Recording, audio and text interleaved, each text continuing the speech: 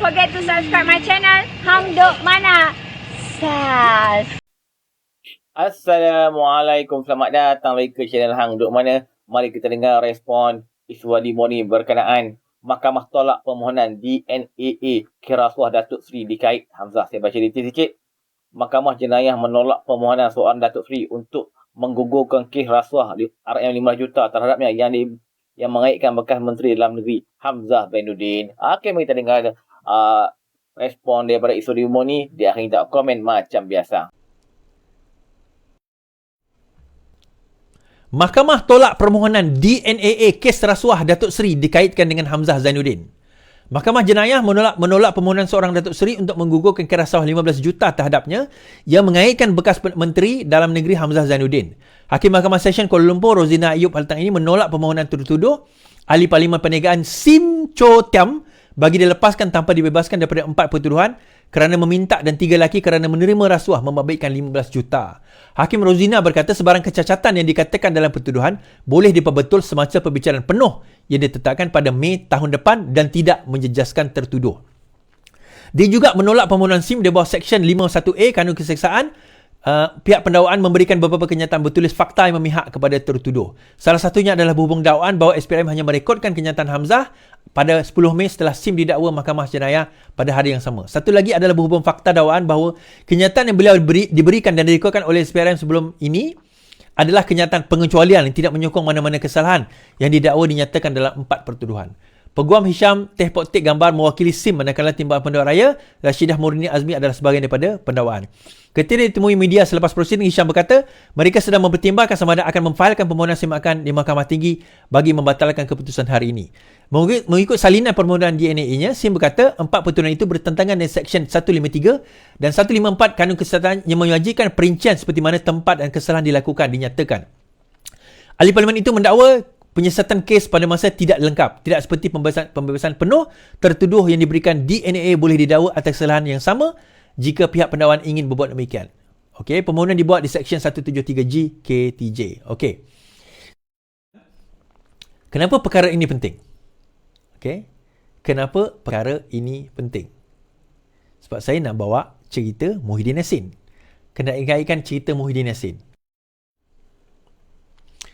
Muhyiddin, pembicaraan rayuan pembebasan Muhyiddin pada 28 Februari 2024. Mahkamah Rayuan menetapkan 2 hari 28 Februari tahun depan untuk mendengar rayuan pihak pendakwaan terhadap keputusan Mahkamah Tinggi yang membebas dan melepaskan Muhyiddin Yassin daripada 4 pertuduhan dan salah guna kuasa membabitkan 232.5 juta berhubung projek Jana. Saya nak cerita perkaitan di antara dua kes tadi, Datuk Seri tu dan juga kes Muhyiddin Yassin. Dua-duanya mempunyai fakta kes yang sama. Okey, dua-duanya bukan fakta kes, sorry. Dua-duanya mempunyai proses prosedur representasi yang sama. Dua-duanya diwakili oleh peguam yang sama, Hisham Teh Poktik. Dua-duanya peguam yang sama, dua-duanya mengemukakan strategi dan taktik yang sama. Baik. Kedua-duanya pertuduhan lebih kurang melibatkan rasuah. Dan saya sebut dalam live saya sebelum ini, apabila melibatkan rasuah, maka perincian perlu disebutkan berkenaan dengan bagaimana rasuah atau proses rasuah itu berlaku. Ini merupakan standard prosedur di dalam Seksyen 153 CPC, Criminal Procedure Code. Kalau siapa belajar undang-undang, dia tahu CPC. Baik. Dan argument Hisham dalam kes tersebut, lawyer kepada tertuduh mengatakan disebabkan dia defektif dalam kes Muhyiddin Yassin, maka kes ini wajar digugurkan. So dalam kes tersebut, Mahkamah Tinggi telah menggugurkan dan serta melepas dan membebaskan DAA Muhyiddin Yassin di dalam 4 pertuduhan kes rasuah. Kerana apa? Bukan kerana Muhyiddin Yassin tidak bersalah, kerana pertuduhan itu defektif ataupun cacat. Nah, kalau kita tengok kes yang melibatkan Datuk Seri dalam kes Hamzah yang dikaitkan dengan Hamzah Zainuddin tadi, kalau kita tengok yang melibatkan tertuduh tadi, kita lihat perkara yang sama, cerita yang sama, kes yang sama, pertuduhan diberi, seksyen diletakkan tetapi tidak ada perincian. Kemudian Hisham tadi tu menggunakan taktik yang sama, minta supaya kes itu digugurkan. Tapi dia tak minta DAA, dia minta DNAA. Dia tahu sebenarnya tuan-tuan, Hisham ni tahu entah macam mana Mahkamah Tinggi dekat kes Muhyiddin Yassin tu boleh pula bagi DAA. Biasanya kalau defective charges ini, dia akan bagi DNAA.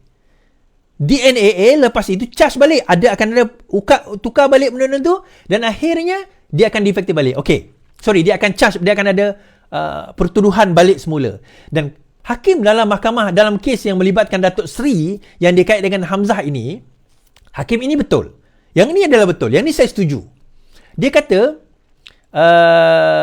kita tengok hakim tersebut berkata,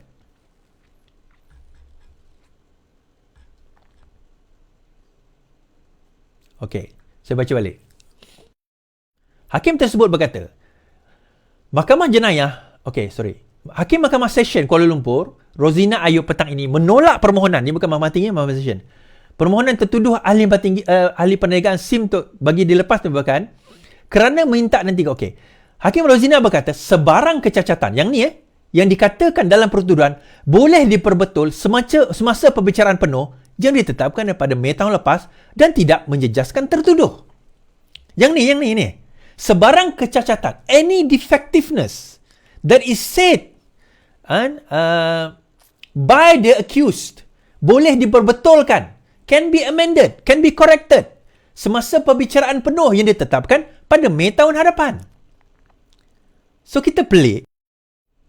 Pada kes Muhyiddin Yassin, tiba-tiba dia terus bagi DAA. Kerana kalau dia sebenarnya macam ni, kalau dalam kes ini biasanya mahkamah akan bagi salah satu daripada dua. Macam kes yang melibatkan Datuk Seri tadi, dia kata, tak, masuk je trial, dalam trial tadi ubahlah. Itu yang biasanya berlaku. So, dalam kes Muhyiddin Yassin, sebaliknya hakim kata tak. Terus gugur. Terus gugur.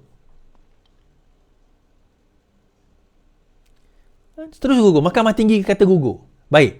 Dia tak bolehlah guna argument itu untuk rayuan nanti. Tetapi saya rasa Mahkamah Rayuan akan kata begini. Dia kata teruskan trial, teruskan perbicaraan. So, DPP boleh amend perbicaraan tersebut. Boleh amend pertuduhan tersebut sewaktu full trial. Ini basic, tuan-tuan. Ialah Mahkamah Tinggi nak gugurkan, itu hak dia. Dia akan kembali ke Mahkamah Tinggi, ada full trial, kemudian minta supaya di-amend. Boleh ke amend pertuduhan? Boleh. Pendakwa raya boleh ubah pertuduhan sepanjang perbicaraan itu selagi belum masuk ke peringkat mana, tuan-tuan? Prima facie. Sebelum ada keputusan prima facie, boleh ubah pertuduhan. Saya sendiri, kes saya kata, kes saya diubah pertuduhan minggu lepas, 2 minggu lepas, 3 minggu lepas, daripada Seksyen 4-1A kepada Seksyen 4-1B. Padahal sebelum itu saya dituduh di bawah 1A. Sekarang saya dituduh, tiba-tiba minggu lepas, 2 minggu lepas, saya dituduh semula, diubah pertuduhan di bawah 1B. Itu bidang kuasa pendakwa raya. Pada 2 tahun dah kes tu berlalu. Tiba-tiba dia nak ubah pertuduhan. Boleh. Tak ada isu. Itu bidang kuasa mahkamah. Nak ubah pertuduhan, tak ada masalah. So dalam kes Muhyiddin Yassin tu kita pelik. Bagaimana tiba-tiba mahkamah boleh kata DAA tentang kes tersebut. So tak apalah, mungkinlah hakim terkhilaf dalam perkara ini, tapi saya rasa Mahkamah Rayuan tidak akan terkhilaf. Februari depan akan ditentukan dan berkemungkinan besar kembali kepada Mahkamah Tinggi, masuk trial, masuk perbicaraan, amend charges. Itu saja. Ubah pertuduhan. So likeliness, dia akan kembali dan Muhyiddin Yassin akan kembali dituduh. Akan kembali dituduh. Akhirnya, tuan-tuan, sebelum kita cerita pasal Ustaz Wan G, kita Jidin. Siasatan SPRM ke atas projek buku berkaitan Razi bermula Ogos. Siasatan SPRM ke atas projek pencetakan buku bernilai 80 juta yang dikaitkan Menteri Pendidikan Razi Jidin telah bermula kira-kira pada Ogos yang lalu. Sambil menafikan siasatan SPRM itu adalah atas arahan mana-mana pihak, Azam Baki menolak kes berkenaan mempunyai kaitan dengan pertelingkahan antara Ahli Parlimen Putrajaya dengan Perdana Menteri. Kita telah mulakan siasatan kira-kira sebulan sebelum ini. Baik. Dia cerita dia macam ni. Razi Jidin kata ini adalah pertuduhan politik. Kerana apa? Disebabkan dia gaduh dengan Perdana Menteri, terus dia kena orang dia kena dakwa. Orang yang kaitkan dengan dia kena dakwa. Dia terus kata, sebab aku bertikai dengan dengan Perdana Menteri lah, maka aku terus kena dakwa. Kemudian Azam Baki kata, sebenarnya kes kau ni dah disesat sebulan. Kebetulan pula engkau yang tiba-tiba nak pergi bantai Perdana Menteri pada waktu itu kan. Dan kebetulan pula, kebetulan, memang kami nak panggil. Kami nak panggil orang yang dikaitkan dengan buku Chekhov tersebut. Yang menerima lebih kurang berapa? 80 juta kalau tersilap. Jadi kita akan tengok. Kan? So, kata apa? Razi Jidin mungkin dipanggil SPRM minggu hadapan. Beberapa dokumen telah dirampas Suruhanjaya Pencegahan Rasuah bagi membantu siasatan dalam pencetakan buku bernilai 80 juta membabitkan sebuah kementerian, iaitu Kementerian Pendidikan. Satu sumber mendedahkan keterangan bekas Menteri Pendidikan Datuk Dr. Razi Jidin berkemungkinan diambil minggu hadapan. Dokumen itu dirampas susulan penahanan bekas usaha politik bekas Menteri Kanan itu. Individu terbabit bersama seorang lelaki berusia 50-an, juga pemilik sebuah syarikat, dibebaskan hari ini dan tidak disambung reman katanya. Baik. Berkaitan dengan apa ni tuan-tuan? Alright, saya bawa apa yang Syamgah sebut Syamgah sebut di dalam cetak buku Chekhov bagi syarikat asal milik China dan kosmetik ke? YB Datuk Razi Jidin buat press statement, dia nyatakan dengan jelas syarikat ATT1 dan Only Enterprise bukan Sdn Bhd, dia Enterprise. Sedangkan SSM, syarikat itu betul milik seorang tengku, 2 orang rakyat Kelantan dan asalnya milik seorang Cina. Jika benar projek cetakan buku Chekhov itu dapat kepada syarikat itu, memang tidak patutlah syarikat kosmetik dan bukan Islam dapat kontrak cetak buku agama. PAS PN Bersatu kata mereka perjuangkan hidup Melayu. Tiada syarikat printing Melayu yang berjaya kot di Malaysia ni. Sepada info tender tu dapat share lah dekat sini. Jika dapat syarikat kosmetik ini juga, memang turutlah PN. So ini kenyataan daripada Ahli Parlimen Putrajaya, kenyataan kata bahawa saya merujuk kepada satu hantaran yang terluar di media sosial berkaitan tuduhan bahawa saya telah meluluskan projek bernilai 80 juta. Dalam tuduhan tersebut dinyatakan bahawa isteri saya bertindak sebagai proksi melalui satu syarikat bernama ATR One and Only Enterprise dan beliau merupakan seorang kerabat diraja bergelar Tengku. Saya ingin ketegaskan bahawa tuduhan tergandung dalam mesej tular tersebut mengaitkan saya dan isteri saya dengan Chekhov untuk prasekolah adalah tidak benar sama sekali. Isteri saya juga bukan seorang kerabat diraja. Beliau tidak punya apa-apa kaitan maupun kepentingan dalam syarikat, dinyatakan di dalam mesej tular tersebut. Kemudian bila semakan berlaku, kita adakan semakan terhadap terhadap syarikat tersebut, 81 and Only Enterprise ini, sebuah syarikat tersebut, semakan itu dibuat, itu adalah sebuah syarikat trading produk kesihatan dan kecantikan minuman makanan. 81 and 1 ni, sole proprietorship maksudnya dia adalah enterprise, bukan Sdn Bhd. Dapat projek 80 juta tuan-tuan. Bukan kaleng-kaleng. Siapa pemilik awal dia? Pada tahun 2017. Salah seorang yang pemilik awal dia, bukan salah seorang, pemilik sebab dia enterprise kan. Seorang Cina bernama siapa? Yoh Eng Hock. Walaupun dia dah pull out, tetapi syarikat itu dia yang punya pada peringkat awalnya. Kemudian berikan kepada seorang bernama Tengku itulah. Kan? Tapi apa hal? Menjawablah korang. Yang tadi pun, syarikat tadi pun melibatkan Hamzah Zainuddin pun syarikat dikaitkan dengan Cina juga. Tuan-tuan, mana yang cerita pasal perjuangan Melayunya ni? Jana Wibawa pun dikaitkan dengan Cina juga.